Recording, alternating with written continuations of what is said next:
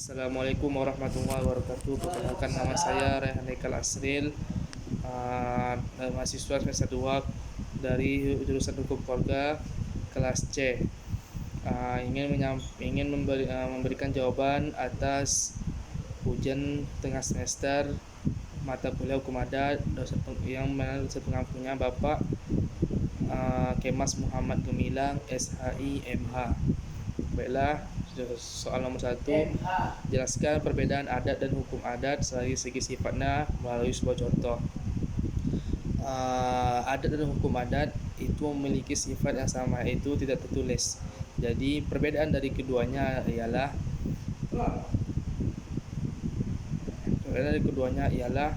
dari sanksinya. Jikalau hukum adat, seseorang melanggar hukum adat akan mendapatkan sanksi. Begitu juga sebaliknya, jika yang melanggar adat tidak ada sanksi baginya. Contohnya seperti pernikahan sama suku. Kemudian soal nomor 2, jelaskan 3 teori yang menunjukkan adanya keterkaitan hukum agama terhadap hukum adat, berikan masing-masing contoh.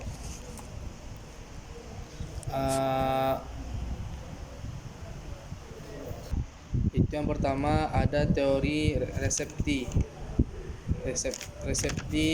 and complex, yang mana mengatakan bagi orang Islam berlaku padanya hukum Islam sebab dia telah memeluk agama Islam, walaupun dalam pelaksanaan itu jadi penyimpangan-penyimpangan. Kemudian ini contohnya pada zaman VOC telah ada kitab undang-undang tentang perkawinan dan pewarisan. Kemudian teori yang kedua, ada teori resepti, menyatakan bahwasanya bagi rakyat di bumi pada dasarnya berlakunya hukum adat. Hukum Islam berlaku pada masyarakat adat jikalau norma yang ada pada hukum tersebut tidak bertentangan dengan hukum adat yang ada pada masyarakat. Kemudian teori yang ketiga adalah teori resepti Quaterio, yaitu teori yang menentang teori yang sebelumnya. Maksudnya ialah teori menyatakan bahwasanya hukum adat berlaku bagi orang Islam kalau hukuman tersebut tidak bertentangan dengan hukum Islam. Contohnya undang-undang perkawinan yang tidak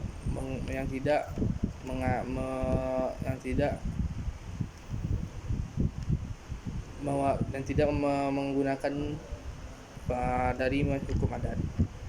Soal nomor 3, jelaskan yang dimaksud dengan hukum adat sebagai pembinaan hukum nasional.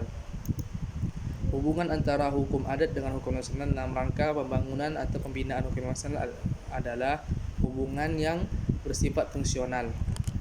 Artinya, hukum adat sebagai sumber utama dalam mengambil bahan-bahan yang diperlukan dalam rangka pembangunan hukum nasional. Hukum adat yang diperlukan dalam era globalisasi atau zaman modern adalah hukum adat yang disesuaikan dengan keadaan dan perkembangan zaman, sehingga hukum adat menunjukkan sifat dan dinamis sehingga dengan mudah dapat berkembang menyesuaikan diri dengan perkembangan zaman, karena mempunyai nilai yang universal maupun lembaga-lembaga hukum yang dalam bentuk pernyataan modern. Dengan penyusunan ini maka tidak menutup kemungkinan penerapan